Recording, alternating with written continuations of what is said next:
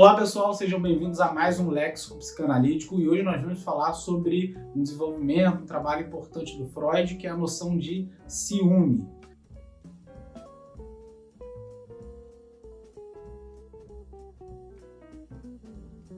Então, se você tem interesse em saber mais sobre isso, fica aí com a gente. Mas antes, lembre-se que dia 3 de julho está chegando e a gente vai ter a nossa aula magna, onde eu vou mostrar para você que a psicanálise é a profissão do presente.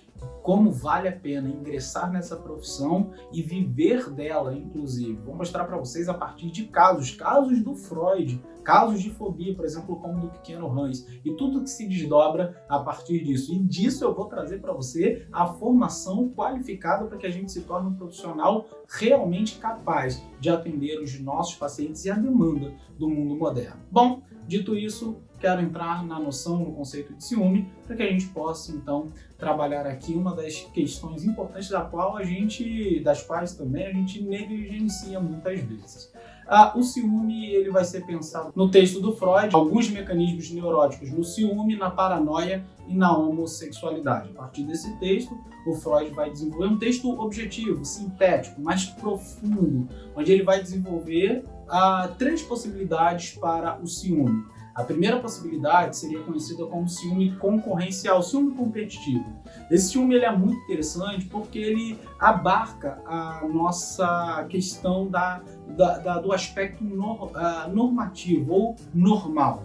Porque ele diz respeito a toda e qualquer relação, desde criança, desde a relação com os irmãos, com os pais, com os amiguinhos, porque ele diz respeito a uma concorrência, a uma competição mesmo. Isso é muito interessante porque você pode pensar como se fosse uma inveja.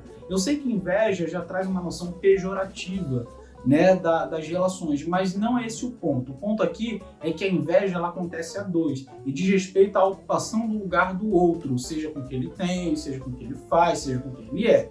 No ciúme concorrencial, esse aspecto também se faz presente, porém sempre a 3, não a 2. Essa é a diferença do ciúme para a inveja.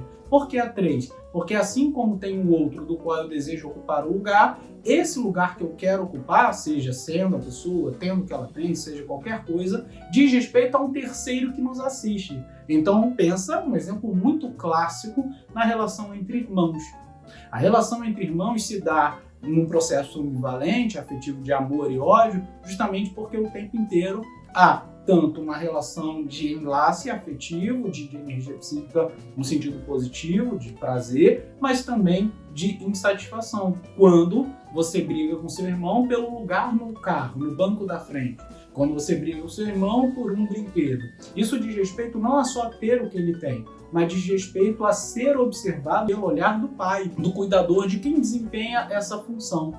Então, ocupar o lugar do irmão, ser melhor que o irmão, diz respeito ao reconhecimento. Então, todo ciúme concorrencial diz respeito a uma espécie de competição. E ele não tem muito essa questão de aspecto positivo, aspecto negativo, ele está posto. E ele acontece ao longo do nosso desenvolvimento, seja com irmão, com amigos, seja no futuro, profissionalmente falando, com outras pessoas. Pensa num ambiente do trabalho, quando eu quero ocupar o lugar do meu colega de trabalho, mas não porque eu quero exatamente o que ele tem, mas porque ao olhar do chefe eu estarei melhor posicionado. É uma forma também de esboçar e de trazer esse ciúme concorrencial pensado pelo Freud. Ainda há um segundo ciúme, que é o ciúme projetivo. O ciúme projetivo já diz respeito a uma espécie de afetividade projetada, uma representação projetada sobre o outro. Pensa numa relação a 2, onde você então começa a imaginar, por conta dos seus próprios conflitos internos, pode ser em relação a um trauma, pode ser em relação a um conflito do desejo, da sua síntese, em relação então ao outro. A gente vê isso muito a 2, em relacionamentos de namorados, de noivos, né, casados, enfim, onde há uma espécie de construção, né, da traição ou uma espécie de construção de uma desconfiança a partir de um conflito pessoal, de um conflito que é meu, por isso projetivo. Jung ele tem uma frase muito interessante que é assim, muito daquilo que a gente diz que o outro que faz, somos nós mesmos. né? Parafraseando. Então a ideia do ciúme projetivo é que muito daquilo que eu vejo no outro e acuso o outro, na verdade tem que ver com os meus conflitos, com o meu desejo, com aquilo que muitas vezes que eu quero fazer, mas projeto nele como algo que eu não aceito que eu faria. Então eu projeto nele aquilo que eu de negativo faria para mim. Então esse é o ciúme projetivo. Há um terceiro que é o ciúme então delirante. Ele é o ciúme projetivo, mas que com um detalhe que faz toda a diferença, e aí sim traz um aspecto completamente patológico, que é o fato de que tudo isso acontece no ciúme projetivo, né, ou projetado, mas com a ideia de que eu tenho certeza de que essa pessoa me trai. Eu construo a fantasia, o discurso de que aquela pessoa realmente faz isso. E eu acredito piamente de que aquela pessoa está cometendo aquele ato que diz respeito aos meus próprios traumas, conflitos. Isso muitas vezes acontece com pessoas que entram em uma relação despreparadas por conta de um trauma de outra relação.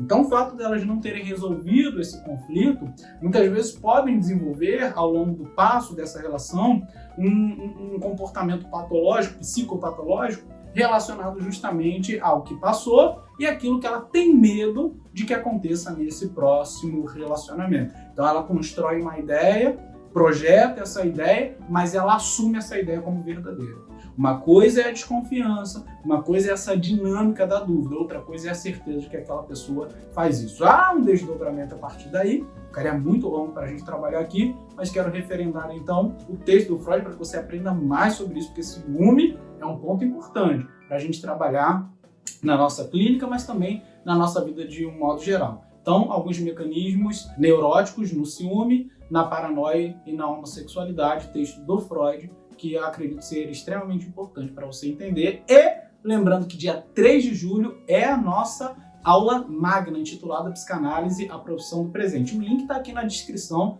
é só você clicar, é completamente gratuito, você precisa nem pensar. Clica aí, coloca logo que você vai participar dia 3 de julho às 20 horas comigo, é uma segunda-feira, beleza? Então faz a inscrição e eu te espero lá.